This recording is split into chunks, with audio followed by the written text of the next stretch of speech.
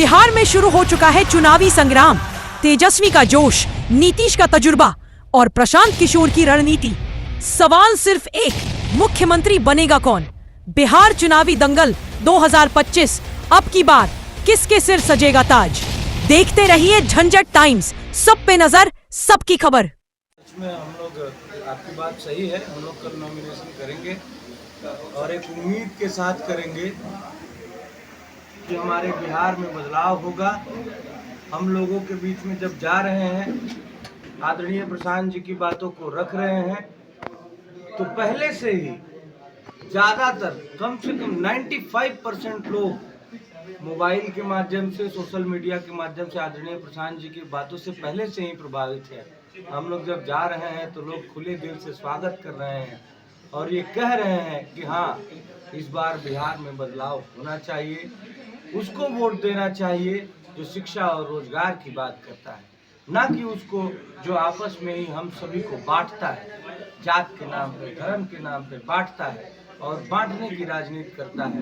वैसे लोगों को इस बार बिहार की जनता स्वीकार करने वाली नहीं। नीतीश जी, कल आप नामांकन करने जा रहे हैं, अपने जीवन का पहला चुनाव लड़ने जा रहे हैं, तो क्या कुछ कहना चाहते हैं?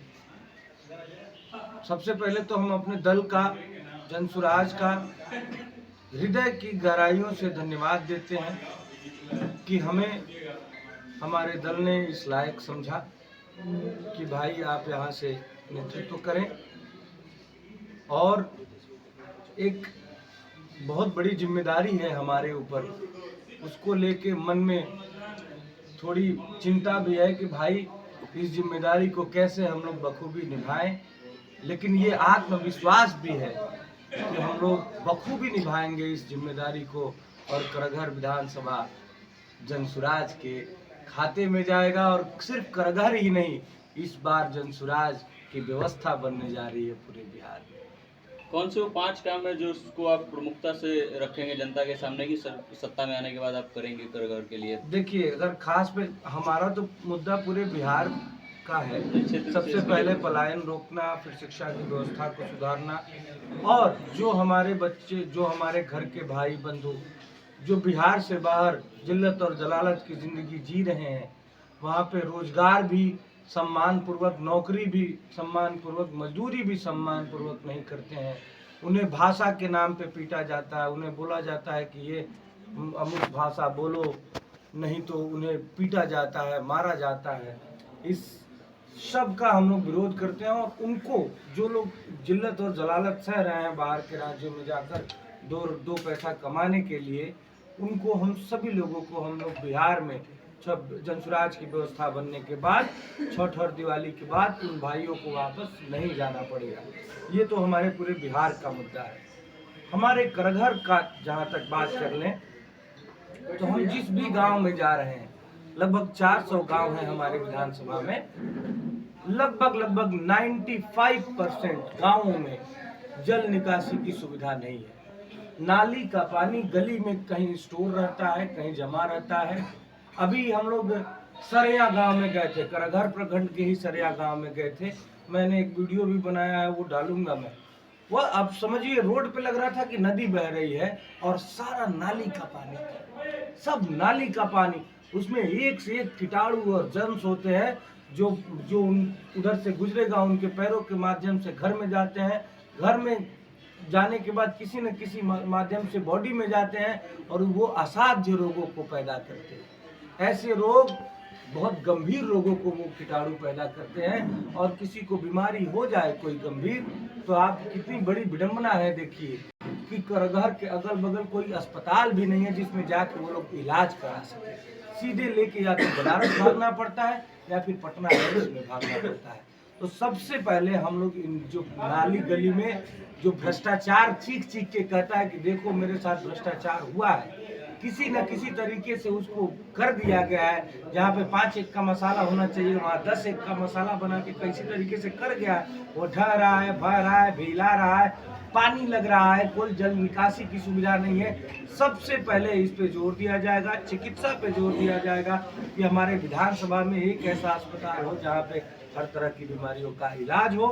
तीसरा, हम लोग जो खेल को, जो सरकार, आप समझिए बिहार में शिक्षा की क्या व्यवस्था है सबको पता है, कैसी पढ़ाई होती है सरकारी स्कूलों में ये सबको पता है कि कितनी उदासीन है, कितनी उदासीनता है सरकार के मन में, सरकार में बच्चों के प्रति, बच्चों के भविष्य के प्रति, कि सिर्फ और सिर्फ नाम बस चलता है बच्चों का सरकारी स्कूलों में। कोई शिक्षा, अच्छी शिक्षा की व्यवस्था वहाँ नहीं दी जाती है। हम लोग वर्ल्ड क्लास का जो बड़े बड़े अच्छे जो अमेरिका में जैसा शिक्षा का व्यवस्था किया जाता है, हर प्रखंड स्तर पे 5 नेत्रहाट और नवोदय स्तर के विद्यालय बनाएंगे। बसों से स्कूल की सुविधा होगी, जहाँ तक बस पहुँचने की सुविधा होगी वहाँ तक बस जाएगी, बच्चों को बिठाएगी, लाके पढ़ा के तो सामने छोड़ेंगे। और जब तक ये स्कूल्स बन नहीं जाते तब तक हम लोग ये सुविधा करेंगे कि आप अपने बच्चों को प्राइवेट अंग्रेजी स्कूल में भेजिए, उसका खर्चा सरकार वहन। लेकिन अभी जो उदासीनता है शिक्षा के प्रति वो तो है ही। लेकिन आप देखिए कारागार में यही बगल में फील्ड है, फील्ड में हम एक दिन गए थे, वहाँ बत्तख चल रहे थे फील्ड में, इतनी गंदगी, इतना पानी लगा हुआ है, कोई व्यवस्था नहीं है वहाँ पे। इतनी शिक्षा के प्रति तो उदासीनता है ही, खेल कूद के प्रति भी उदासीनता है सरकार। तो सबसे पहले इस फील्ड का भी पुनर्निर्माण, उसका पुनरुद्धार किया जाए। और रितेश जी, आप कल नॉमिनेशन करने जा रहे हैं। सामान्य तौर पर नॉमिनेशन को माना जाता है कि शक्ति प्रदर्शन किया जाता है नेताओं के द्वारा, और नाम जब इतना बड़ा हो रितेश पांडे, तो क्या तैयारियां हैं नॉमिनेशन को लेकर के? भैया देखिए, हमें कोई शक्ति युक्ति प्रदर्शन नहीं करना है, हमें जाना है, जो नॉमिनेशन का असली काम होता है हमको जाकर नॉमिनेशन करना है और अपने क्षेत्र में ध्यान देना है, अपने क्षेत्र के मुद्दों पर ध्यान देना है, हमारा क्षेत्र का विकास कैसा हो उस पर ध्यान देना है। वैसे लोग तो आएंगे, हमारे लोग आएंगे नॉमिनेशन में, लेकिन मैं वैसा मन में कोई भावना नहीं रख के चल रहा हूँ कि मुझे शक्ति प्रदर्शन करना है, ऐसा कुछ नहीं है। मैं सिंपल जाके नॉमिनेशन करूँगा, उसके बाद क्षेत्र में जाऊँगा, लोगों का आशीर्वाद लूँगा। मेन उद्देश्य ये है कि क्षेत्र का, हमारे समस्याओं का समाधान होना चाहिए, शक्ति प्रदर्शन करने के। सर, कुछ लोग का कहना है कि रितेश पांडे मुंबई और दुबई में रहने वाले हैं, विधायक बन जाने के बाद कारागार में नहीं दिखेंगे, क्या कहिए? कारागार में घर है हमारा, वो तो है सर, लेकिन फिर भी कुछ लोग ऐसा कह रहे हैं, इसका जवाब क्या कहिए? तो आप समझिए, मैं संघर्ष का, अगर हमें सिर्फ चुनाव ही जीतना होता, सिर्फ चुनाव जीत के विधायक ही बनना होता, तो आप समझिए, मैं आपको विश्वास दिलाता हूं कि मैं किसी भी दल में जाके चुनाव लड़ सकता था। लेकिन हमने संघर्ष का रास्ता चुना है, हमने वो पार्टी चुनी है जो बिहार को बदलने की बात करती है, बिहार से इस बदहाली को दूर करने की बात करती है। हम संघर्ष कर रहे हैं, हम गांव-गांव जा रहे हैं, अपनी बातों को बता रहे हैं, अपना चुनाव निशान बता रहे हैं कि स्कूल का बैग है हमारा चुनाव का निशान, आप ध्यान दीजिए। हम लोग संघर्ष कर रहे थे, जब हमें कहीं और जाना रहता तो हम संघर्ष का रास्ता नहीं चलते, सिंपल सी बात है। अब तो जनता के हाथ। इतना दिन में बिहार बदहाल रहा है, जैसा कि आप देख रहे हैं, और अब जब शिक्षा और आप इस तरह के स्वास्थ्य की बात जब कर रहे हैं, तो लोग कारागार में ये कर रहे हैं कि यहाँ पर 2 ब्राह्मण समाज से चुनाव लड़ रहे हैं, तो कुछ प्रभाव नहीं पड़ेगा, क्या कहिएगा इस पर? मैं इस पे एक ही बात कहना चाहता हूँ कि हमारा दल जात पात की राजनीति नहीं करता, हमारा दल विकास की राजनीति करता है, हमारा दल बिहार बदलाव के लिए बोल रहा है, हमारा दल पलायन रोकने के लिए बोल रहा है।